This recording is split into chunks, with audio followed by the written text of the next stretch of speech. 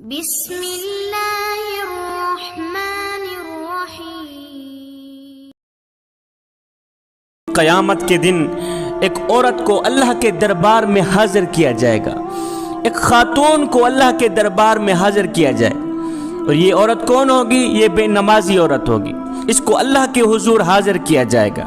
جب اسے اللہ کے حضور حاضر کیا جائے گا تو اس سے پوچھا جائے گا کہ تو نے نماز کیوں نہ پڑھی، تو نے نماز کیوں چھوڑ دی، نماز کیوں نہ پڑھی؟ وہ عورت جواب دے گی، عرض کرے گی، یا اللہ مجھے اپنے خامد کے، اپنی فیملی کے کام کاج میں فرصت نہیں ملتی تھی، اور خامد کے خوف کی وجہ سے یہ فریضہ ادا نہیں ہو سکتا تھا، خامد کے خوف کی وجہ سے، خامد کے کام کی وجہ سے میں نماز نہ پڑھ سکی۔ یہ وجہ سن کر میرا اللہ حکم دے گا کہ فرعون کی بیوی حضرت آسیہ کو حاضر کیا جائے۔ جب حضرت آسیہ حاضر ہوگی تو اس بے نمازی عورت کو کہا جائے گا کہ اب تو بتا کہ تیرا خامد زیادہ ظالم تھا یا آسیہ کا خامد فرعون زیادہ ظالم تھا؟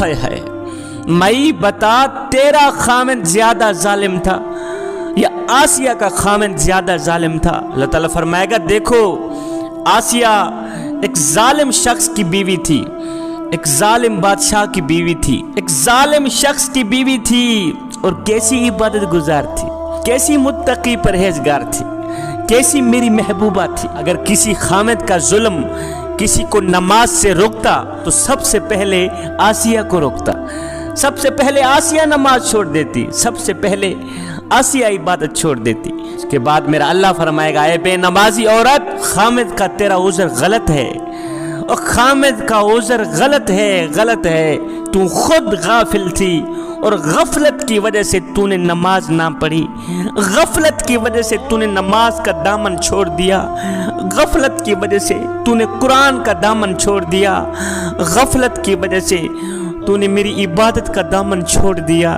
اس کے بعد میرا اللہ حکم فرمائے گا، فرشتو اس عورت کو، اس بدبخت اور بدقسمت عورت کو گھسیٹتے ہوئے لے جاؤ، جہنم میں داخل کر دو۔ میری بہنوں، میری ماؤں، اگر آخرت کی زندگی عزت سے گزارنا چاہتی ہو، اگر آخرت کی زندگی ایک مقام سے گزارنا چاہتی ہو، اگر آخرت کی نہ ختم ہونے والی زندگی وقار سے گزارنا چاہتی ہو تو خدا را نماز کا دامن کبھی نہ چھوڑنا۔ بنی اسرائیل کی ایک عورت حضرت سیدنا موسیٰ علیہ السلام کی خدمت میں حاضر ہوئی، عرض گزار ہوئی، اے اللہ کے نبی، مجھ سے ایک گناہ ہو گیا تھا، بعد میں نے توبہ بھی کر لی ہے، آپ دعا کریں اللہ تعالیٰ میری توبہ قبول فرمائے اور میرے گناہ معاف فرمائے۔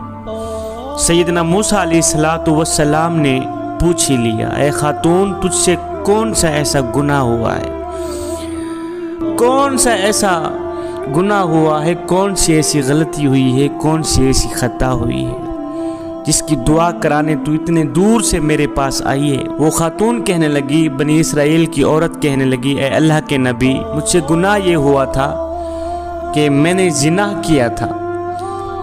کیا تھا اور میں حاملہ ہو گئی تھی، حاملہ ہوئی، مجھ سے ایک بچہ پیدا ہوا، اب بچہ پیدا ہوا تو میں اپنے اس گناہ کو چھپانے کی خاطر، اپنی اس غلطی کو چھپانے کی خاطر، اپنی اس خطا کو چھپانے کی خاطر میں نے اس بچے کو ذبح کر دیا، میں نے اس بچے کو قتل کر دیا، اور ذبح کر کے میں نے اسے مٹی کے سپرد کر دیا، یہی مجھ سے گناہ ہوا ہے۔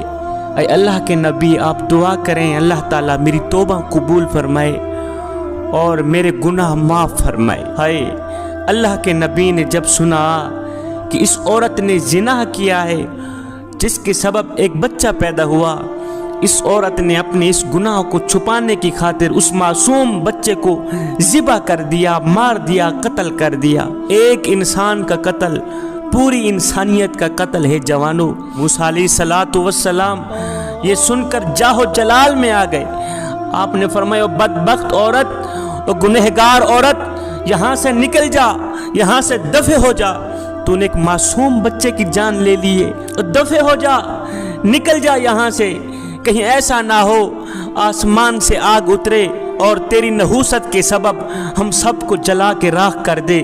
جب اس عورت نے دیکھا اللہ کے نبی جاہو جلال میں آ گئے ہیں تو وہ عورت ٹوٹے دل کے ساتھ وہاں سے اٹھی، گھر نکل گئی۔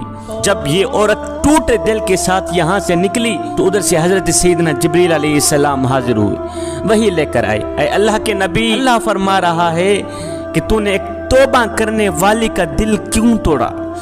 اے موسیٰ، تو نے توبہ کرنے والی کا دل کیوں توڑا؟ اے موسیٰ، تو نے توبہ کرنے والی کا دل توڑ کر خالی ہاتھ واپس کیوں بھیج دیا؟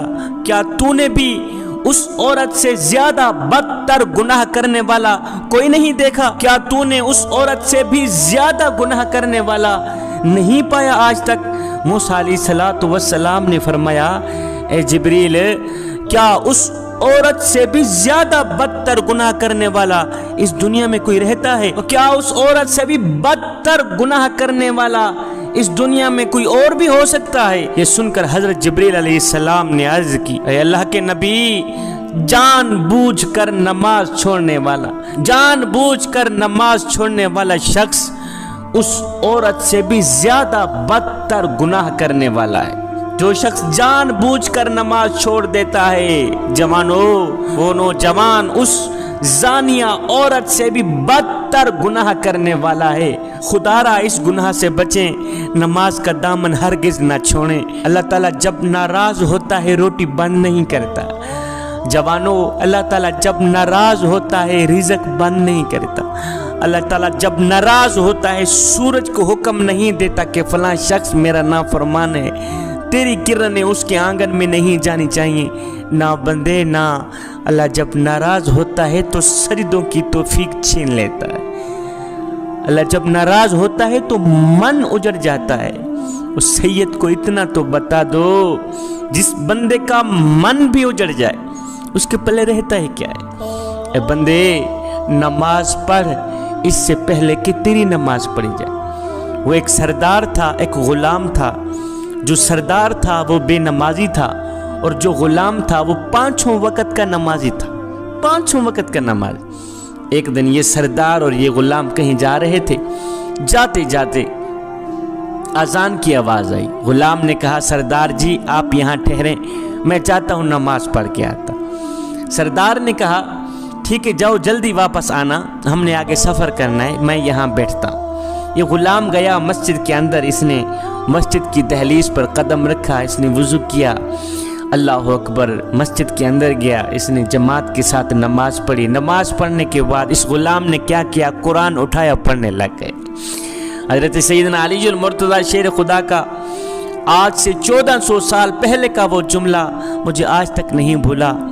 آپ نے فرمایا، یا باری تعالیٰ، میں تیری عبادت تیری جنت کی لالچ کے لیے نہیں کرتا، اور نہ ہی تو جہنم کے خوف سے کرتا ہوں۔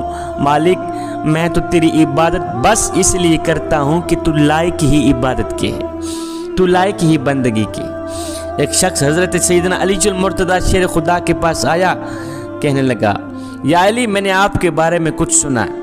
کہا جی کیا سنا ہے؟ کہا جی میں نے سنا ہے کہ تو اللہ سے باتیں کرتا ہے اور اللہ تیرے سے باتیں کرتا ہے۔ آپ نے فرمایا، میاں تو نے بالکل ٹھیک سنا۔ کہا وہ کیسے؟ کہا میاں، جب میرا دل کرتا ہے کہ میں اپنے رب سے بات کروں تو میں نماز پڑھنے لگ جاتا ہوں، اور جب میرا دل کرتا ہے کہ میرا اللہ مجھ سے بات کرے تو میں قرآن اٹھاتا ہوں، پڑھنے لگ جاتا ہوں۔ اب یہ غلام مسجد کے اندر گیا، نماز پڑھنے کے بعد اس نے قرآن اٹھایا، پڑھنے لگا۔ اب باہر بیٹھا سردار اس کے انتظار میں تھا۔ سارے نمازی نماز پڑھ کے واپس چلے گئے، یہ غلام مسجد کے اندر ہی بیٹھا۔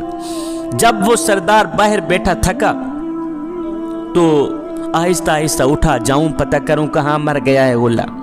یہ سردار اٹھا، یہ آیا مسجد کی دہلیز پر، اس نے قدم رکھا، جہاں مسجد کے جوتے پڑے ہوئے ہوتے وہاں آ کے رک گیا، اندر نہ گیا، جوتوں والی جگہ پہ آ کے رک گیا، آوازیں دینے لگا، اور غلام کہاں مر گیا ہے؟ اور سارے نمازی نماز پڑھ کے واپس چلے گئے، تیری ابھی تک نماز ختم نہیں ہو، اور جلدی باہر آ، ہم نے آگے سفر کرنا، اور جلدی باہر نکل، ہم نے آگے سفر کرنا ہے، اور ہم نے آگے سفر کرنا ہے۔ جب اس سردار نے بار بار غلام کو آواز دی تو غلام نے اندر سے قرآن مجید بند کیا۔ غلام مسجد کے اندر بیٹھا، کہنے لگا، سردار جی میں کیا کروں کہ جو خدا تجھے مسجد کے اندر نہیں آنے دیتا وہ خدا مجھے مسجد سے باہر نہیں جانے دیتا۔ میں کیا کروں، میں مجبور ہوں، میرا مالک مجھے باہر جانے بھی نہیں دیتا۔ جو خدا تجھے مسجد کے اندر نہیں آنے دیتا وہ خدا مجھے مسجد کے باہر نہیں جانے دیتا۔ اے بندے، نماز پڑھ اس سے پہلے کہ تیری نماز پڑھی جائے۔